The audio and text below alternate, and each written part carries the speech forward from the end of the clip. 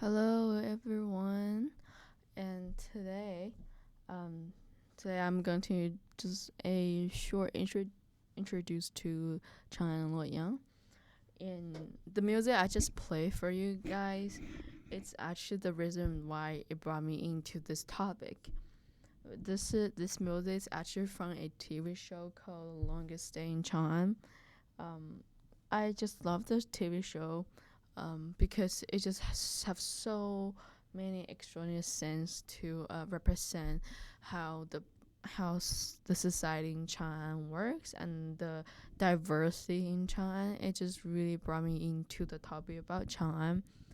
So right now, and also in this podcast, I also want to mainly talk about Luoyang as well, because China I did many research, and I found out Professor Overby told me actually Luoyang's another really interesting topic to talk about too.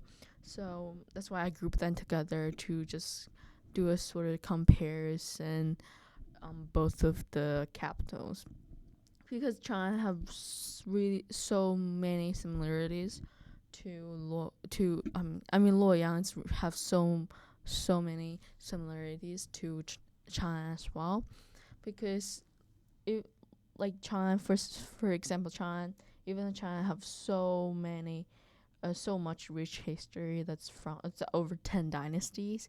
China's represent was that capitals for many over 10 dynasties. However, like Luoyang also represent many dynasties as a capitals.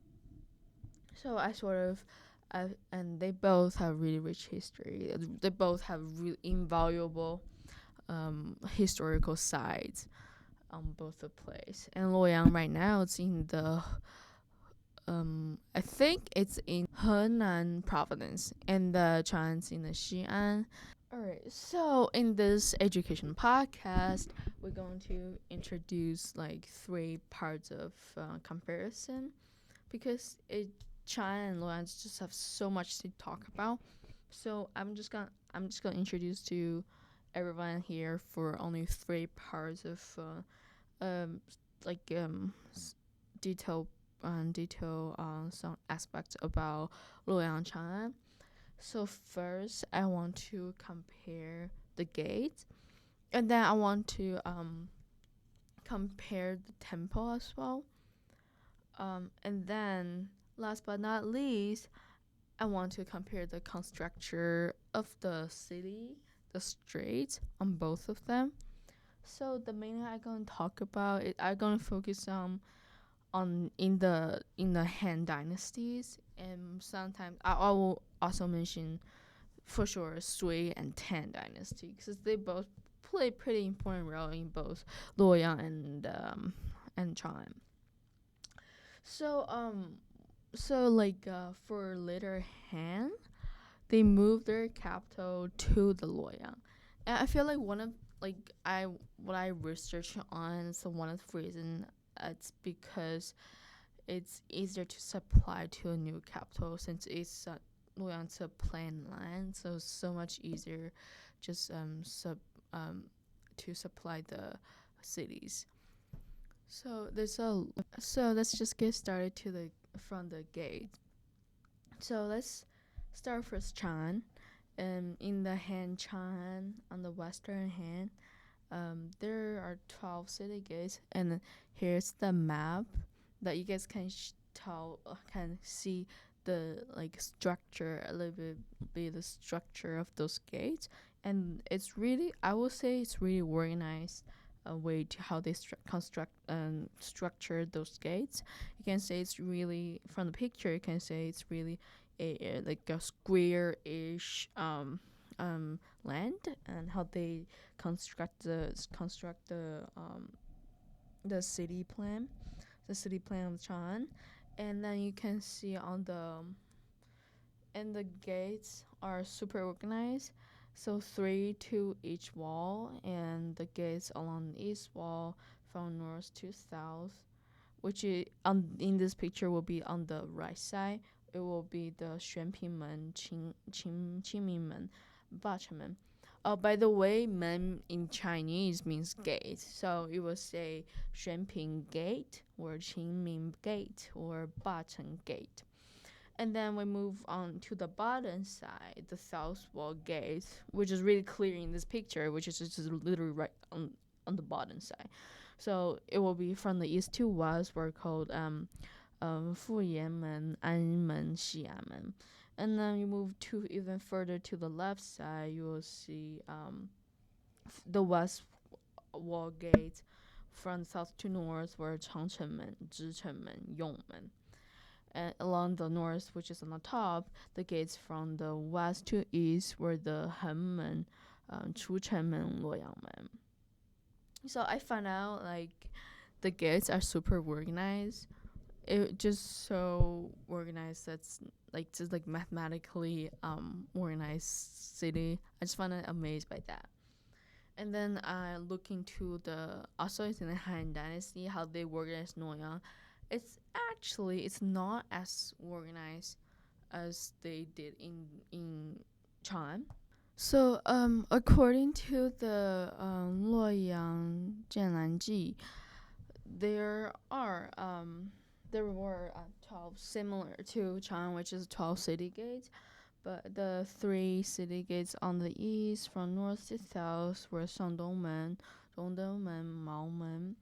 And there are three western gates from south to north were Guangyangmen, Yongmen, Shangximen, and the two other like northern gates from west to east were Xiamen, Gumen, and four southern gates from east to west were Kaiyangmen, Pingchenmen, Shaoyuanmen, Jingmen.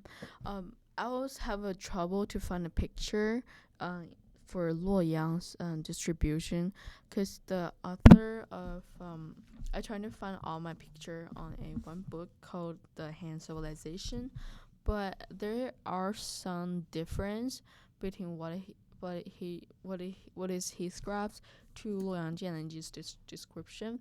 So that's why I don't want to make everyone confused. So I didn't put the picture out.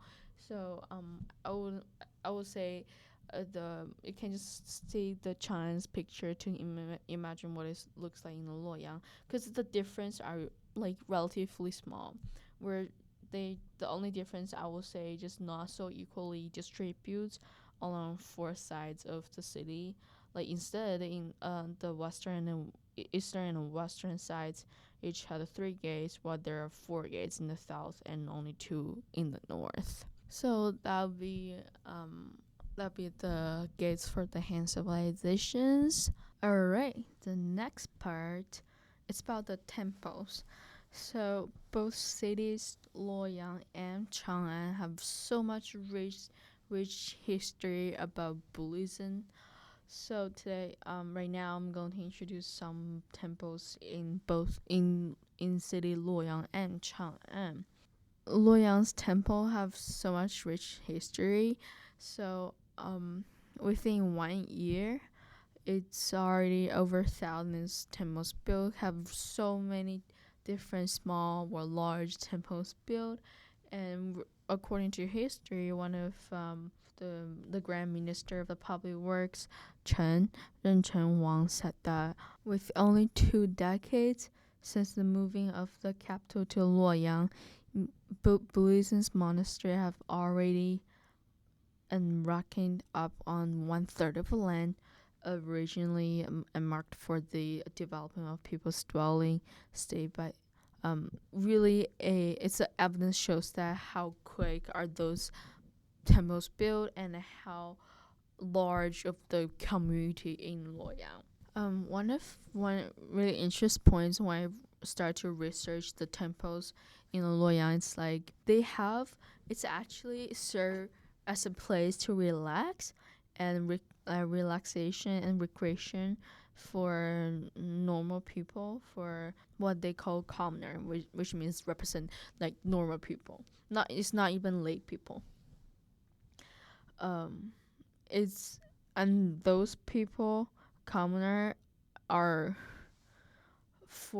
those commoner are especially for nobility and officialdom, where they have a high class rank and they built thousands room for those higher ranking class. It's extreme luxury, I would say. What I done for my research, I saw they have really luxury recreation built. Um, so I find out that's kind of interesting way to see how the monasteries in Luoyang. And let's talk back in Chang'an. I'm going to focus because it's China have so much. There's so many. There were too many histories in China. Like there's so many dynasty over. Like I said before, like over 10 dynasty was using Chang'an as a capital. So now I'm just gonna compare Sui dynasty to Tang dynasty, see how the temples evolve over time, and then see the history behind those temples. So compared to Luoyang, Sui is much less swing in terms of Buddhists. But it still holds like enormous followers in China. In the early years, like Xueyangdi's region, Daxingchen, already like boost like over 120 Buddhist temples. However, also under Sui dynasty, there were anti-Buddhist proscription. How and then what happened next is that Sui Wendi undo the damage and built enormous temples to recover those damage brought into Buddhist. So the new capital's new monastery is Daxingshan Monastery. And then I found out that how they named Daxingshan Monastery is kind of interesting. One reason is that it's Wendy's pre-dynastic title. It's so hard to pronounce, whatever. And then it's because it's called the new capital is called Daxingchen, so it's actually the city itself is the name of the city of itself, and then it's the name of the palace and its main village shop. And then there's one more reason why, because the East Urban Country of the city. It's the name of the East Urban Country of the city. So there's different reasons how they named the temple and named this monastery. And this monastery, it holds really important like a critical role in terms of rebuilding the Buddhism religion in Sui dynasty. Move forward. Let's talk about a little bit about Tang dynasties. Well, Tang have so much in Tang dynasty. There's so much going on there. So I'm going to divide Tang dynasty into 3 parts. One first part I'm going to talk about is the earlier Tang, and then the high Tang, and then I will talk about the middle and later. So in the earlier Tang, China keep move forward, keep have a persistence growth of the Buddhist growth. And let's say there are 2 main monasteries I want to brought in today's podcast. The first one is Daci and Xinming monasteries. They're the most valuable addition to the Chang'an at that time. And well, it's interesting how they have 2 different kind of roles for in the Tang. Well, first one, the Datsun became entertainment center for city's lay residents. However, it did flourish a bit, like briefly, under Xuanzang, as a leading institution for the translation of Buddhist sutras. At this point, when I read this text, it always reminds me. I was like watching Journey to the West for years and years when I was young, and then it always reminds me the last episode, the last scenes where Xuanzang is it's in around the temple, and then underneath it the fellow monks that's listen to his translation, and it was really interesting points where it brought back my memories. And other point about Xining is that the Xining monastery continued to serve as a premier center of the Buddhist learning, and I always find out like Buddhist schools so fascinating, because in China right now it's like not as much. There's not the Buddhist school like I haven't heard before, because it's just not as flourished as at that time. See, at that time, she means like attracted many masters of many Buddhist schools like Faxing, Benaya, Hua Yan, Chan, and me, right? And then it was built around 652, and then let's move forward to the High Ten. In the High Ten, there's something going on. So the pro-Buddhist policy instituted by the Wuzetian began to come under attack during the Rezong's region. And then under his successor, Taoism became a much as a dominant religion at that time, but the expansion of the Buddhist church was slowly growth as well. And then to the middle and later, and there's not much of sources that reviews that there's a major Buddhism institution or fund or under imperial sponsorship from the Anlushan Rebellion to the city's final destruction in 904, because it's just reasonable. We like by the end of 10, which is the whole country is not so stable. Like, how can they have a time to really think about religion, to build the temples, to build monasteries? So that's about Luoyang and Chang'an's temple or monasteries building. Alright, last but not the least, I also want to introduce the structure of the streets on Luoyang and Chang'an. So I found out there are also the information I'm going to introduce. They're really similar because those two capitals are their structure. It's really similar. You can tell you can tell from the gates there are similarities, but there also are differences, and I found out those differences, and it's really interesting. So first of all, Luoyang is the first cities that regard as a 5 total. Historians call them the 5 total are physical, social, economic, metropolis planning ever attempt in China. Therefore, Luoyang stands out as an important landmark in the history urban planning in China. So that's a really short introduction for the Luoyang. Luoyang, according to Luoyang Jiananji, as I introduced before, those Jiananji is a really critical book for recording many Buddhist monasteries and the urban structure, and many different historical details are all recorded in this book, which is really critical for a lot of research like for Luoyang.